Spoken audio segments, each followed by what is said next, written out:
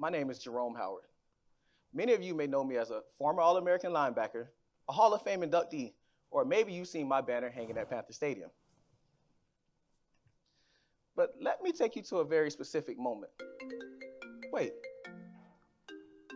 is that your phone? No, wait, sorry. That's mine. 813 area code. I hesitate. It's probably spam, and I'll just ignore it. But then I remember the NFL draft is tomorrow, so of course I answered.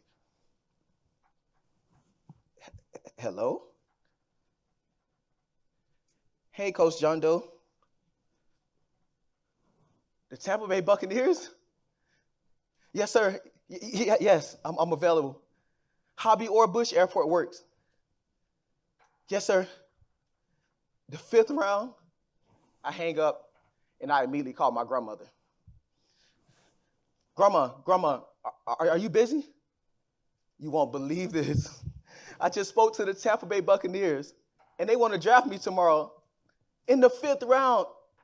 Grandma, don't cry. Grandma, we made it. We did it. No more struggling. No more layaway for school clothes. No more putting things back at the register.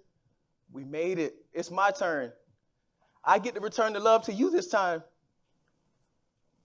You see, like most athletes, I wanted to go pro. And that call felt like confirmation. Like everything that I had sacrificed since I was 6 years old was finally paying off. But then the draft came, and my name never got called. Now, some of you may be thinking what I once thought when I heard other people share their stories. That won't be me, or he must have been a bad person because bad things only happen to bad people, right? Well, take cover. A storm is coming, although some of us may already be in it, because adversity plays no favorites. It shows up for all of us, just in different ways. Some of us will lose loved ones. Some of us will go in for a routine doctor's visit and leave with life-changing news. And some of us will face a career shift from what we thought was our forever job.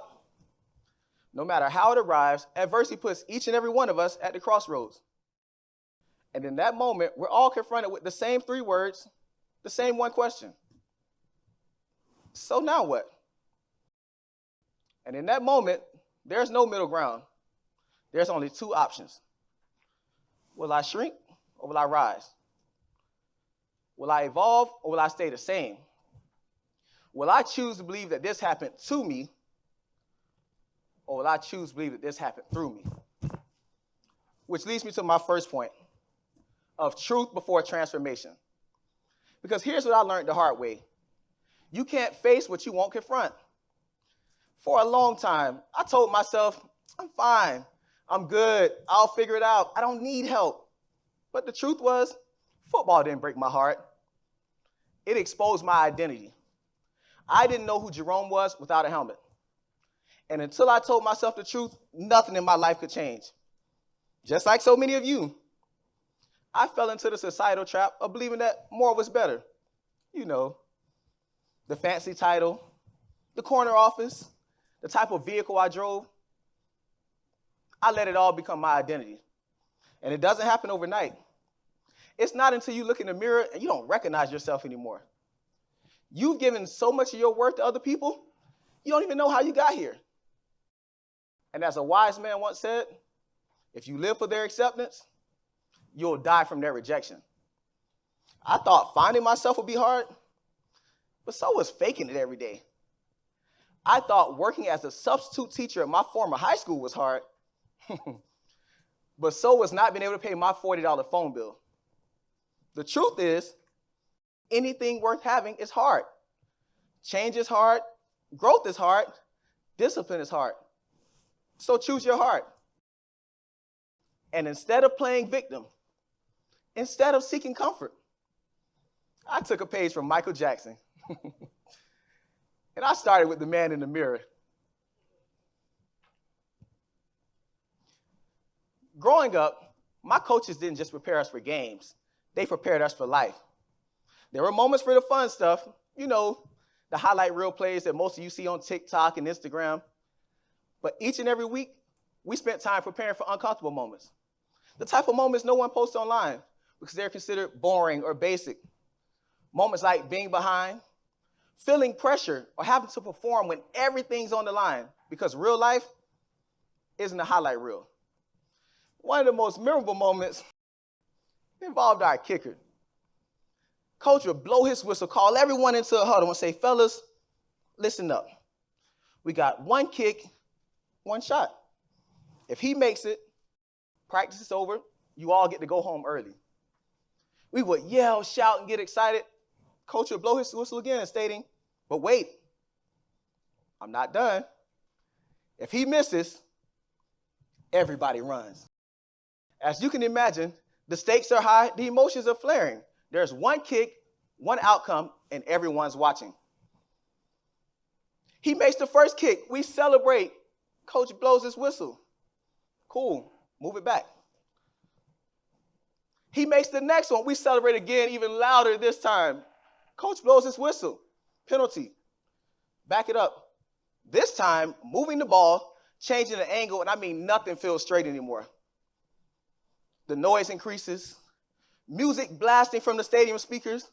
Other coaches are yelling to mimic a game day crowd. And at times, coach would even go as far as grabbing water bottles, soaking the balls, and then tossing them back saying, now kick this one. Eventually, someone messes up. He misses the kick. Someone drops a snap. And then what happened?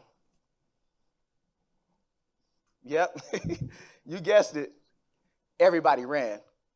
And at the time, we hated it. But years later, I finally understood because that's life. Life keeps moving the goalposts.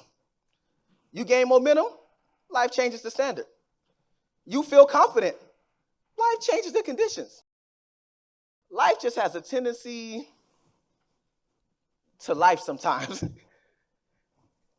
And for a long time, I gave other people the remote control to my life. Coaches, families, jobs, until one day I realized something. I'm the only one who gets to define success for me. Not a scoreboard, not a timeline, not public opinion. My previous season was preparing me for this one. And athletics was only the beginning. I did what I was told to do. I traveled thousands of miles away from home, remaining laser focused, and became the first person in my family to graduate from college. And I thought, this is it. I made it. I thought the degree was the finish line. I thought it was my express pass. Like buying a wristband at the theme park, the one that lets you skip the line. I thought people would step aside and I'd wave as I walked past and hop right on the ride. In this case, the dream job.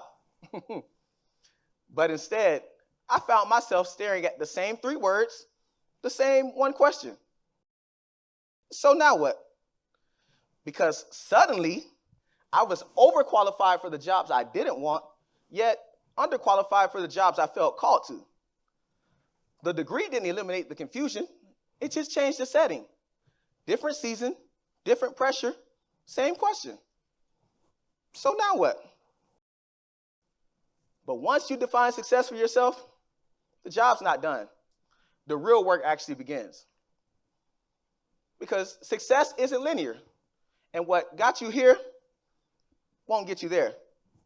Success is a lousy teacher. It convinces us that what worked once will always work again.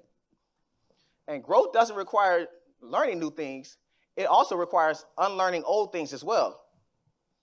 After big wins, athletes would say, let's go party, let's go celebrate. And when discipline showed up, the response was always the same. We'll work it off tomorrow. Or, relax, we only live once. But the truth is, it was never about the sacrifice. It was about the obedience. Obedience to the standard, obedience to the process, obedience to who we said we wanted to become. And that obedience has developed me into a husband, an author, an entrepreneur, and a lifelong learner. From an overlooked athlete chasing the big leagues to a coach helping youth, adults, and professional athletes become the most dynamic version of themselves. In closing, Life is a continuous cycle of these three scenarios. You're either headed into a storm, in the middle of a storm, or just coming out of the storm.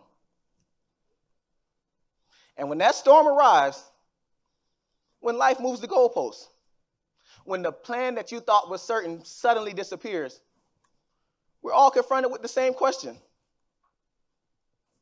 So now what? Will you confront the truth? Define success on your own terms. Resist the comfort that keeps us from growing. Because the storms in our life don't come to destroy us. They come to develop us. And once you calm the emotions, view the adversity with an open mind, something truly remarkable begins to happen. You stop asking life, so now what? And life begins asking you, what small steps will you take today to create for a better tomorrow? Thank you.